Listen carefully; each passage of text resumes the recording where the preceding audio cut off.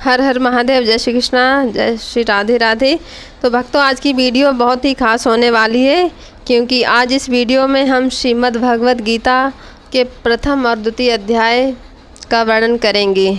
और वीडियो में शांताकारं भुजगशयनं पद्मनाभं सुरेशं विश्वाधारं गगनसदृशं मेघवर्णं शुभांगं लक्ष्मीकान्तं कमलनयनं योगिर्विध्यानगम्यं वन्दे विष्णु भवभयहरं सर्वलोकैकनाथं। जो मनुष्य शुद्ध चित्त होकर प्रेम पूर्वक इस पवित्र गीता शास्त्र का पाठ करता है, वह भय और शोक आदि से रहित होकर विष्णु धाम को प्राप्त कर लेता है। जो मनुष्य सदा गीता का पाठ करने वाला है तथा प्राणायाम में तत्पर रहता है, उसके इस जन्म और पूर्व जन्म में किए हुए समस्त पाप निस्संदेह ही नष्ट हो जाते हैं। जल में प्रतिदिन किया हुआ स्नान मनुष्य के केवल शारीरिक मल का ही नाश करता है, परंतु गीता ज्ञान रूप जल में एक बार स्नान भी किया हुआ है मनुष्य इस संसार मल को नष्ट करने वाला है। जो साक्षात कमल नयन भगवान विष्णु के मुख कमल से प्रकट हुई है, इस गीता का हमें भली भांति गान और पाठ करना चाहिए। अन्य शास्त्रों के विस्तार से क्या प्रयोजन है। इस गीता के प्रथम अध्याय में दोनों सेनाओं के प्रधान शूरवीरों की गणना और सामर्थ्य का कथन, दोनों सेनाओं की शंख ध्वनि का कथन, अर्जुन द्वारा सेना निरीक्षण प्रसंग, मोह से व्याप्त हुए अर्जुन के कायरता, स्नेह और शोकाकुल वचन।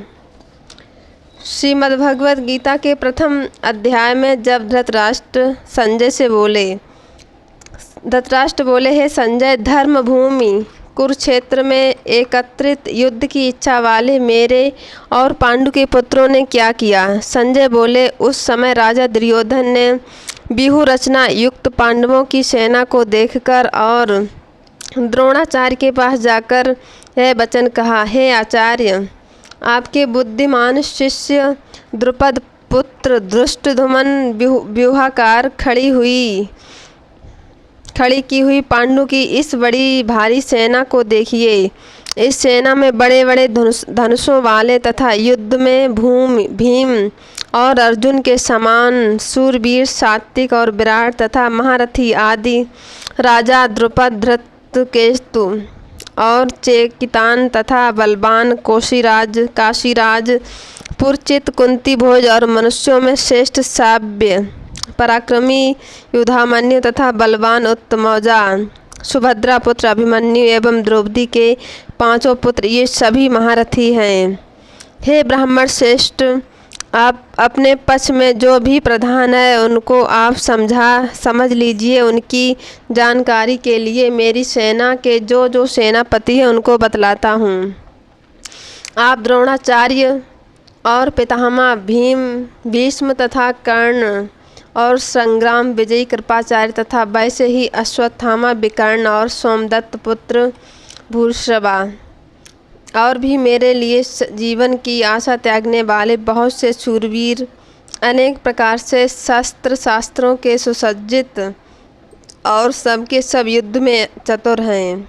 भीष्म पितामह द्वारा रक्षित हमारी यह सेना अब सब प्रकार से अजेय है और भीम द्वारा रक्षित इन लोगों की यह सेना जीतने में सुगम है। इसलिए सब मोर्चों पर अपनी अपनी जगह स्थित रहते हुए आप लोग सभी निस्संदेह भीष्म पितामह की ही सब ओर से रक्षा करें। कौरवों में वृद्ध बड़े प्रतापी पितामह भीष्म ने उस दुर्योधन के हृदय में हर्ष उत्पन्न करते हुए उच्च स्वर से कहा, सिंह की दहाड़ के समान गरजते हुए शंख बजाया। इसके पश्चात शंख और नगारे तथा ढोल, मृदंग और नरसिंघे आदि बाजे एक साथ ही बज उठे। उनका यह शब्द बड़ा भयंकर हुआ। इसके अंततः सफ़ेद घोड़ों से युक्त उत्तम रथ में बैठे हुए भगवान श्री कृष्ण और अर्जुन ने भी अलौकिक शंख बजाए। श्री कृष्ण महाराज ने पंचजाने नामक, अर्जुन ने देवदत्त नामक और भयानक कर्म वाले भीमसेन ने पौंड्रक नामक शंख बजाया। कुंती पुत्र राजा युधिष्ठिर ने अनंत विजय नामक और नकुल सहदेव ने सुघोष आदि और मणिपुष्पक नामक शंख बजाए। श्रेष्ठ धनुष वाले काशीराज और महारथी शिखंडी और धृष्टद्युम्न तथा राजा विराट और अजय सात्विक, राजा द्रुपद एवं द्रौपदी के 5 पुत्र और बड़ी भुजा वाले सुभद्रा पुत्र अभिमन्यु, इन सभी ने हे राजन सब ओर से अलग अलग शंख बजाए और उस भयानक शब्द से आकाश और पृथ्वी को भी गुंजाते हुए धृतराष्ट्र के अर्थात आपके पक्ष वालों के हृदय विदीर्ण कर दिए। हे राजन, इसके बाद कपिध्वज अर्जुन ने मोर्चा बांधकर डटे हुए धृतराष्ट्र संबंधियों को देखकर उस शस्त्र चलाने की तैयारी के समय धनुष उठाकर ऋषिकेश भगवान श्री कृष्ण से यह वचन कहा, हे अच्युत, मेरे रथ को दोनों सेनाओं के बीच में खड़ा कीजिए और जब तक कि मैं युद्ध क्षेत्र में डटे हुए युद्ध के अभिलाषी इन विपक्षी योद्धाओं को भली प्रकार देख लूं कि इस युद्ध रूप व्यापार में मुझे किन किन के साथ युद्ध करना योग्य है, तब तक उसे खड़ा रखिए। दुर्बुद्धि दुर्योधन का युद्ध में हित चाहने वाले जो ये राजा लोग इस सेना में आए हैं, इन युद्ध करने वालों को मैं देखूंगा। संजय बोले, हे धृतराष्ट्र, अर्जुन द्वारा इस प्रकार कहे हुए महाराज भगवान श्री कृष्ण ने दोनों सेनाओं के बीच में भीष्म और द्रोणाचार्य के सामने तथा संपूर्ण राजाओं के सामने उत्तम रथ को खड़ा करके इस प्रकार कहा कि हे पार्थ, युद्ध के लिए जुटे हुए इन कौरवों को देख। इसके बाद प्रथापुत्र अर्जुन ने उन दोनों ही सेनाओं में स्थित ताऊ चाचा, दादा परदादाओं, गुरुओं और मामाओं, भाइयों, पुत्रों और पौत्रों तथा मित्रों को, ससुरों को, सुहृदों को भी देखा और उन उपस्थित संपूर्ण बंधुओं बांधवों को देखकर वे कुंतीपुत्र अर्जुन अत्यंत करुणा से युक्त होकर शोक करते हुए यह वचन बोले, हे अर्जुन, हे कृष्ण, युद्ध क्षेत्र में डटे हुए युद्ध के अभिलाषी इन स्वजन समुदाय को देखकर मेरे अंग शिथिल हुए जा रहे हैं और मुख सूखा जा रहा है तथा मेरे शरीर में कंप और रोमांच हो रहा है। हाथ से गांडीव धनुष गिर रहा है और त्वचा भी बहुत जल रही है तथा मेरा मन भ्रमित सा हो रहा है, इसलिए मैं खड़ा रहने में सामर्थ्य भी नहीं हूँ। हे केशव, मैं लक्षणों को भी विपरीत ही देख रहा हूँ तथा युद्ध में स्वजन समुदाय को मारकर कल्याण भी नहीं देखता। हे कृष्ण, ना तो मैं विजय चाहता हूँ, ना राज्य तथा सुखों को ही। हे गोविंद, हमें ऐसे राज्य से क्या प्रयोजन है अथवा ऐसे भोगों से और जीवन से भी क्या लाभ है। हमें जिनके लिए राज्य, भोग और सुख आदि अभिष्ट हैं, वे ही ये सब धन और जीवन साथी आशा को त्याग कर युद्ध में खड़े हैं। गुरजन, ताऊ, चाचे, लड़के और उसी प्रकार दादे, मामे, ससुर, पौत्र, साले तथा और भी संबंधी। हे मधुसूदन, मुझे मारने पर भी अथवा तीनों लोकों के राज्य के लिए भी मैं इन सबको मारना नहीं चाहता, फिर पृथ्वी के लिए तो कहना ही क्या। हे जनार्दन, धृतराष्ट्र के पुत्रों को मारकर हमें क्या प्रसन्नता होगी। इन आतताइयों को मारकर तो हमें पाप ही लगेगा। अतएव हे माधव, अपने ही बांधव धृतराष्ट्र के पुत्रों को मारने के लिए हम योग्य नहीं हैं, क्योंकि अपने ही कुटुंब को मारकर हम कैसे सुखी होंगे। यद्यपि लोभ से भ्रमित हुए ये लोग कुल के नाश से उत्पन्न द्वेष को और मित्रों से विरोध करने में पाप को नहीं देखते हैं, तो भी है जनार्दन, कुल के नाश से उत्पन्न दोष को जानने वाले हम लोगों को इस पाप से हटने के लिए क्यों नहीं विचार करना चाहिए। कुल के नाश से सनातन कुल धर्म नष्ट हो जाते हैं। धर्म के नाश हो जाने पर संपूर्ण कुल में पाप भी बहुत फैल जाता है। हे कृष्ण, पाप के अधिक बढ़ जाने से कुल की स्त्रियां अत्यंत दूषित हो जाती हैं और वह हे वार्ष्णेय, स्त्रियों के दूषित हो जाने पर वर्ण संकर उत्पन्न होता है। वर्ण संकर कुल घातियों को और कुल के नरक में ले जाने के लिए ही होता है। लुप्त हुई पिंड और जल की क्रिया वाले अर्थात श्राद्ध और तर्पण से वंचित इनके पितर लोग भी अधोगति को प्राप्त होते हैं। इन वर्ण संकर कार्य दोषों से कुल घातियों के सनातन कुल धर्म और जाति धर्म नष्ट हो जाते हैं। हे जनार्दन, जिनका कुल धर्म नष्ट हो गया है, ऐसे मनुष्य का अनिश्चित काल तक नरक में वास होता है, ऐसा हम सुनते आए हैं। हाँ, शोक हम लोग बुद्धिमान होकर भी महान पाप करने को तैयार हो गए हैं, जो राज्य और सुख के लोभ से स्वजनों को मारने के लिए उद्यत हो गए हैं। यदि मुझ शस्त्र रहित एवं सामना न करने वालों को शस्त्र हाथ में लिए हुए धृतराष्ट्र के पुत्र रण में मार डालें तो वह भी हमारे लिए अधिक कल्याणकारक होगा। रणभूमि में शोक से उद्विग्न मन वाले अर्जुन इस प्रकार कहकर बाण सहित धनुष को त्याग कर रथ के पिछले भाग में बैठ गए। श्रीमद् भगवद गीता का पहला अध्याय यहीं पर समाप्त होता है। दूसरे अध्याय में अर्जुन की कायरता के विषय में श्री कृष्ण अर्जुन संवाद, सांख्य योग विषय, क्षत्रिय धर्म अनुसार युद्ध करने की आवश्यकता निरूपण, कर्म योग का विषय, स्थिर बुद्धि पुरुष के लक्षण और उसकी महिमा का वर्णन दूसरे अध्याय में हमें मिलता है। दूसरे अध्याय में संजय बोले, इस प्रकार करुणा से व्याप्त और आंसुओं से पूर्ण तथा व्याकुल नेत्रों वाले शोक युक्त उस अर्जुन के प्रति भगवान मधुसूदन ने यह वचन कहा। श्री भगवान बोले, हे अर्जुन, तुझे इस असमय में यह मोह किस हेतु से प्राप्त हुआ, क्योंकि ना तो यह श्रेष्ठ पुरुषों द्वारा आचरित है, न स्वर्ग को देने वाला है और न कीर्ति को ही रखने वाला है। इसलिए हे अर्जुन, नपुंसकता को त्याग, तुझे यह उचित नहीं जान पड़ता है। हे परंतप, हृदय की तुच्छ दुर्बलता को त्याग कर युद्ध के लिए खड़ा हो जा।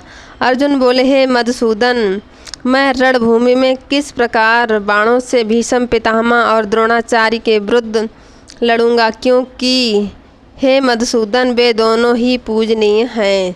इसलिए हे महानुभाव, गुरुजनों को न मारकर मैं इस लोक में भिक्षा का अन्न भी खाकर कल्याणकारक समझता हूँ, क्योंकि गुरुजनों को मारकर भी इस लोक में रुधिर से सने हुए अर्थ और काम रूप भोगों को ही तो भोगूंगा। हम यह भी नहीं जानते हैं कि हमारे लिए युद्ध करना और ना करना, इन दोनों में कौन सा श्रेष्ठ है, अथवा यह भी नहीं जानते हैं कि उन्हें हम जीतेंगे या हमको वे जीतेंगे, और जिनको मारकर हम जीना भी नहीं चाहते, वे ही हमारे आत्मीय धृतराष्ट्र के पुत्र हमारे मुकाबले में खड़े हैं। इसलिए कायरता रूप से दोष से उपहत और स्वभाव वाला तथा धर्म के विषय में मोहचित हुआ मैं आपसे पूछता हूँ कि जो साधन निश्चित कल्याणकारक हों वह मेरे लिए कहिए, क्योंकि मैं आपका शिष्य हूँ, इसलिए आपकी शरण में हूँ, मुझे भिक्षा दीजिए। क्योंकि रणभूमि में निष्कंटक धन धान्य संपन्न राज्य को और देवताओं के स्वामी पने को प्राप्त होकर भी मैं उस उपाय को नहीं देखता हूँ जो मेरी इंद्रियों के सुखाने वाले शोक को दूर कर सके। संजय बोले, हे राजन, निद्रा को जीतने वाले अर्जुन अंतर्यामी भगवान श्री कृष्ण के प्रति इस प्रकार कहकर फिर श्री गोविंद भगवान से युद्ध नहीं करूँगा, यह स्पष्ट कहकर चुप हो गए। हे भारतवंशी, हे भरतवंशी धृतराष्ट्र, अंतर्यामी श्री कृष्ण महाराज दोनों सेनाओं के बीच में शोक करते हुए उस अर्जुन को हंसते हुए से यह वचन बोले। श्री कृष्ण बोले, हे अर्जुन, तू ना शोक करने योग्य मनुष्य के लिए शोक करता है और पंडितों कैसे वचन को कहता है, परंतु जिनके प्राण चले गए हैं उनके लिए और जिनके प्राण नहीं गए हैं उनके लिए भी पंडित जन शोक नहीं करते हैं। ना तो ऐसा ही है ना कि मैं किसी काल में नहीं था, तू नहीं था अथवा ये राजा लोग नहीं थे, और ना ऐसा है कि इससे आगे हम लोग नहीं रहेंगे। जैसे जीवात्मा कि इस देह में बालकपन, जवानी और वृद्धावस्था होती है, वैसे ही अन्य शरीर की प्राप्ति होती है। उस विषय में धीर पुरुष मोहित नहीं होते। हे कुंती पुत्र, सर्दी गर्मी और दुख सुख देने वाले इंद्रिय और विषयों के संयोग तो उत्पत्ति विनाशशील और अनित्य हैं, इसलिए हे भारत उनको तू सहन कर। क्योंकि हे पुरुष श्रेष्ठ, दुख सुख को समान समझने वाला जिस धीर पुरुष के ये इंद्रिय और विषय को संयोग व्याकुल नहीं करते, वह मोक्ष के योग्य होता है। असत वस्तु की तो सत्ता नहीं है और सत का अभाव है। इस प्रकार इन दोनों का ही तत्वज्ञानी पुरुषों द्वारा देखा गया है। नाश रहित तो तू उसको ज्ञान जिससे यह संपूर्ण जगत दृश्य वर्ण व्याप्त है। यह अविनाशी का विनाश करने में कोई भी सामर्थ्य नहीं है। इस नाश रहित अप्रमेय नित्य स्वरूप जीवात्मा के सब शरीर नाशवान कहे गए हैं। इसलिए हे भारतवंशी अर्जुन, तू युद्ध कर। जो इस आत्मा को मानने वाला समझता है तथा जो इसको मरा मानता है, वे दोनों ही नहीं जानते, क्योंकि यह आत्मा वास्तव में ना तो किसी को मारता है और ना ही किसी के द्वारा मारा जाता है। यह आत्मा किसी काल में भी ना तो जन्मता है, ना मरता है और तथा ना यह उत्पन्न होकर फिर होने वाला है, क्योंकि यह अजन्मा, नित्य, सनातन और पुरातन है। शरीर के मारे जाने पर भी यह नहीं मारा जाता है। हे प्रथापुत्र अर्जुन, जो पुरुष इस आत्मा को नाश रहित, नित्य, जन्मा और अभव्य जानता है, वह पुरुष कैसे किसको मरवाता है और कैसे किसको मारता है। जैसे मनुष्य पुराने वस्त्रों को त्याग कर दूसरे नए वस्त्रों को ग्रहण करता है, वैसे ही जीवात्मा पुराने शरीर को त्याग कर दूसरे नए शरीरों को प्राप्त होता है। इस आत्मा को शस्त्र नहीं काट सकते हैं, इसको आग नहीं जला सकती है, इसको जल नहीं गला सकता है और वायु सुखा नहीं सकती है, क्योंकि यह आत्मा अच्छेद तथा यह आत्मा अक्लेग और निस्संदेह अशोष्य है तथा यह आत्मा नित्य, सर्वव्यापी, अचल, स्थिर रहने वाला और सनातन है। यह आत्मा अव्यक्त है तथा यह आत्मा अचिंत्य और यह आत्मा विकार रहित कहा जाता है। इसमें हे अर्जुन, इस आत्मा को उपर्युक्त प्रकार से जानकर तू शोक करने के योग्य नहीं, अर्थात तुझे शोक करना उचित नहीं है। किंतु यदि तू इस आत्मा को सदा जन्मने वाला तथा सदा मरने वाला मानता है, तो भी महाभाव तू इस प्रकार शोक करने के योग्य नहीं है, क्योंकि इस मान्यता के अनुसार जन्मे हुई की मृत्यु निश्चित है और मरे हुए का जन्म भी निश्चित है। इससे भी इस बिना उपाय वाले विषय में तू शोक करने के योग्य नहीं है। हे अर्जुन, संपूर्ण प्राणी जन्म से पहले अप्रकट तथा अप्रकट थे और मरने के बाद भी अप्रकट हो जाने वाले हैं, केवल बीच में ही प्रकट हैं, क्योंकि ऐसी स्थिति में क्या शोक करना है।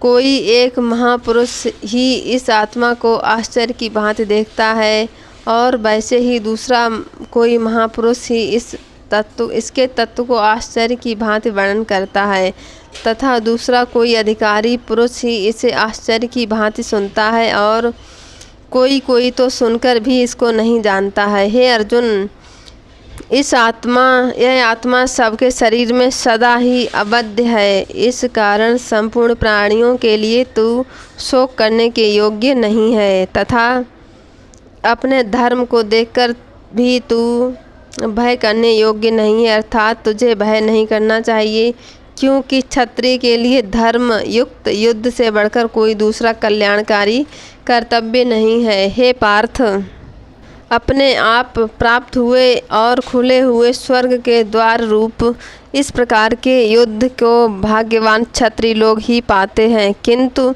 यदि तू इस धर्म युक्त युद्ध को नहीं करेगा तो स्वधर्म और कीर्ति को खोकर पाप को प्राप्त होगा तथा सब लोग तेरी बहुत काल तक रहने वाली अपकीर्ति का भी कथन करेंगे।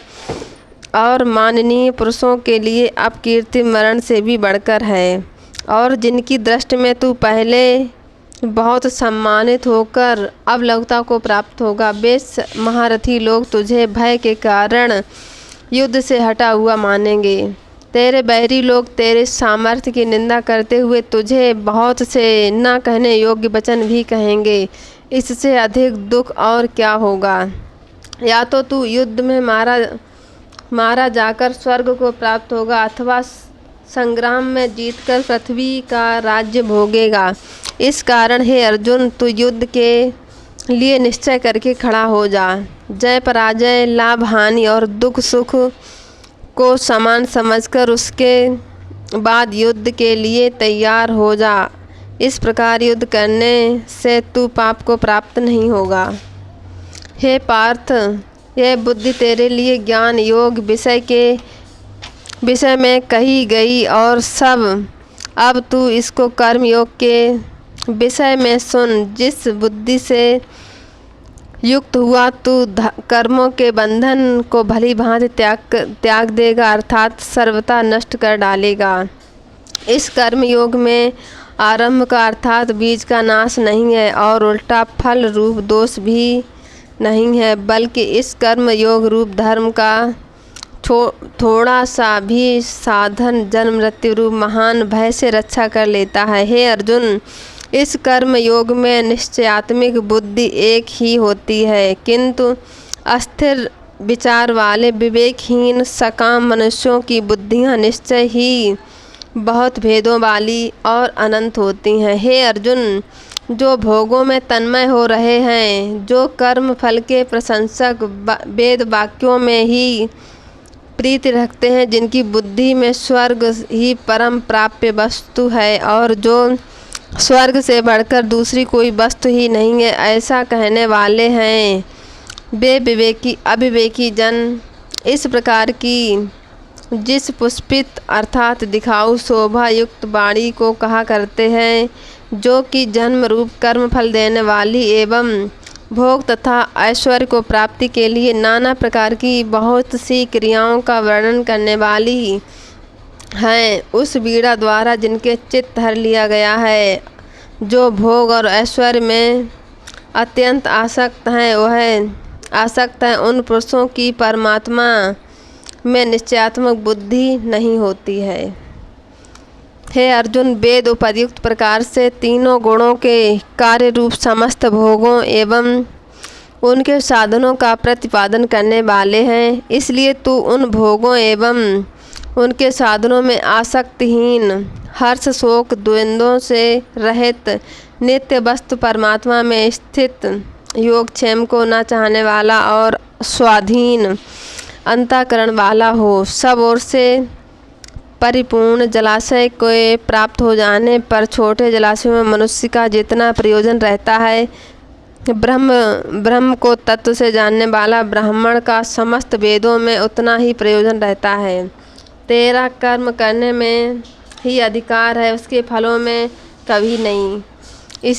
इसलिए तू कर्मों के फल हेतु मत हो तथा तेरी कर्म न करने में भी आसक्ति ना हो। हे धनंजय, तू आसक्ति को त्याग कर तथा सिद्धि और असिद्धि में समान बुद्धि वाला होकर योग में स्थित हुआ कर्तव्य कर्मों को कर।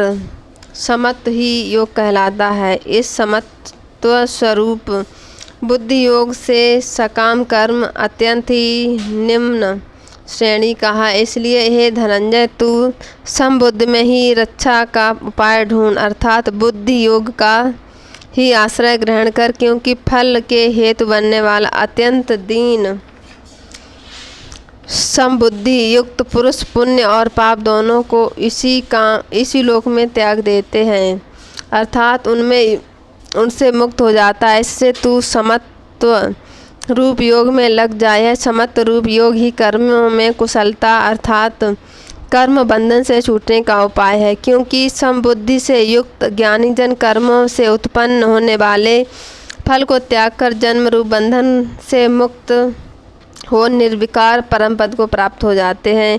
जिस काल में तेरी बुद्धि मोह रूप दलदल को भली भांति पार कर जाएगी, उस समय तू सुने हुए और सुनने में आने वाले इस लोक और परलोक संबंधी सभी भोगों से वैराग्य को प्राप्त हो जाएगा।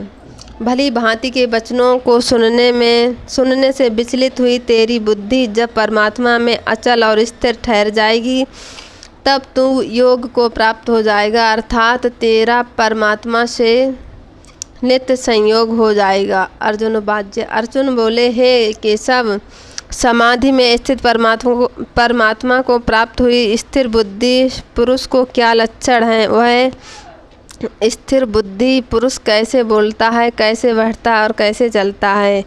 भगवान श्री कृष्ण बोले, हे अर्जुन, जिस काल में यह पुरुष मन में स्थित संपूर्ण कामनाओं को भली भांति त्याग देता है और आत्मा में ही संतुष्ट रहता है, उस काल में वह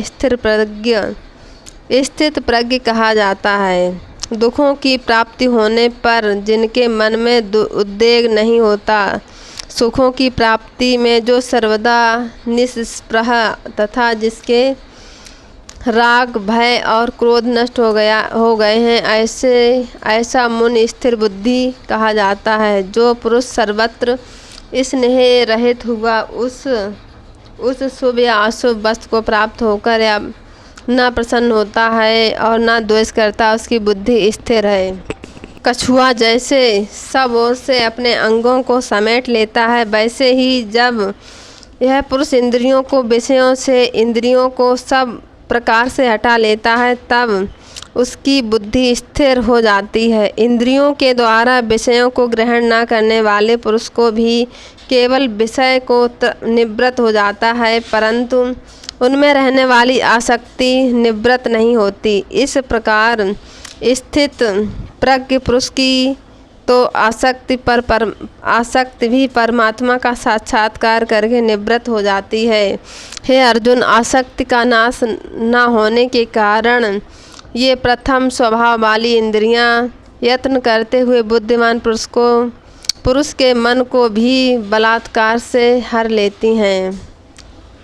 इसलिए साधक को चाहिए कि वह उन संपूर्ण इंद्रियों को वश में करके समान चित्त हुआ मेरे परायण होकर ध्यान में बैठे, क्योंकि जिस पुरुष की इंद्रियां वश में होती हैं उसकी बुद्धि स्थिर हो जाती है। विषयों का चिंतन करने वाले पुरुष की उन विषयों में आसक्ति हो जाती है।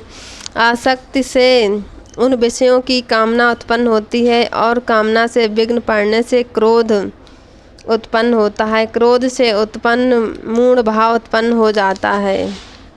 मूढ़ भाव से स्मृति में भ्रम हो जाता है। स्मृति में भ्रम हो जाने से बुद्धि अर्थात ज्ञान शक्ति का नाश हो जाता है और बुद्धि का नाश हो जाने से यह पुरुष अपनी स्थिति से गिर जाता है। परंतु अपने अधीन किए हुए अंतःकरण वाला साधक अपने बस में की हुई राग द्वेष से रहित इंद्रियों का विषयों में विचरण करता हुआ अंतःकरण की प्रसन्नता को प्राप्त होता है। अंतःकरण की प्रसन्नता होने पर इसके संपूर्ण दुखों का अभाव हो जाता है और वह प्रसन्न चित्त वाले कर्म योगी की बुद्धि शीघ्र ही सब ओर से हटकर एक परमात्मा में ही भली भांति स्थिर हो जाती है। न जीते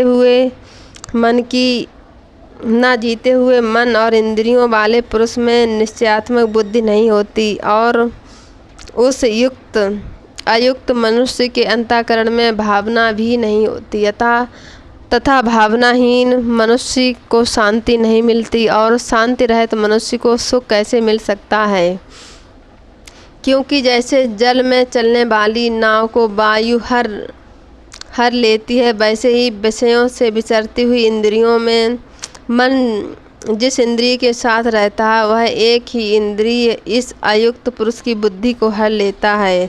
इसलिए हे महाभाव अर्जुन, जिस पुरुष की इंद्रियां इंद्रियों के विषयों से सब प्रकार निग्रह की हुई हैं, उसकी बुद्धि स्थिर है। संपूर्ण प्राणियों के लिए जो रात्रि के समान है, उस नित्य ज्ञान स्वरूप परमानंद की प्राप्ति के लिए स्थित प्रज्ञ योगी जागता है, और जिस नाशवान सांसारिक सुख की प्राप्ति में सब प्राणी जागते हैं, परमात्मा के तत्व को जानने वाले मुनि के लिए वह रात्रि के समान है। जैसे नाना नदियों के जल सब ओर से परिपूर्ण अचल प्रतिष्ठा वाले समुद्र में उसको विचलित न करते हुए ही उसी में समा जाती हैं, वैसे ही सब भोग जिस स्थित प्रज्ञ पुरुष में किसी प्रकार का विकार उत्पन्न किए बिना ही समा जाते हैं, वही पुरुष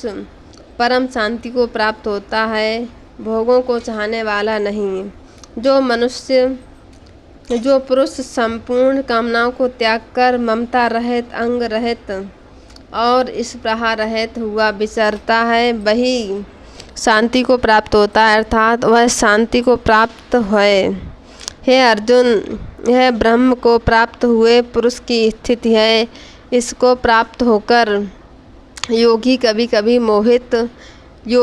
मोहित नहीं होता, और अंतकाल में भी वह इस ब्रह्म स्थित में स्थिर होकर ब्रह्मानंद को प्राप्त होता है।